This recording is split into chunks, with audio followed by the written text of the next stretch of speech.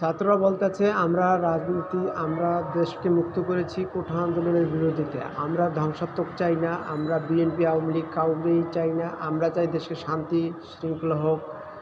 কোঠা আন্দোলন আমাদের সফলতা হয়েছে, আমরা সেজন্য গর্বিত।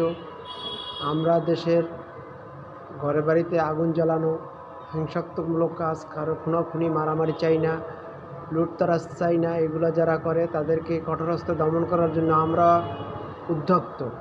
ঘরবাড়ি ডাকাতি করা এগুলা যারা করে এদেরকে কঠোরহস্তে দমন করতে হবে। ছাত্ররা বলছে আমরা এর জন্য দেশকে স্বাধীন করি নাই, আমরা হিন্দুদের উপরে আক্রমণ করি নাই। এই যারা করে এরা হচ্ছে জঙ্গিবাদ, শয়তান, দুশ্মন। এদেরকে কঠোরহস্তে আমরাই দমন করব, আমরাই দেশের সুশৃঙ্খল রাজনীতি গড়ে তুলব।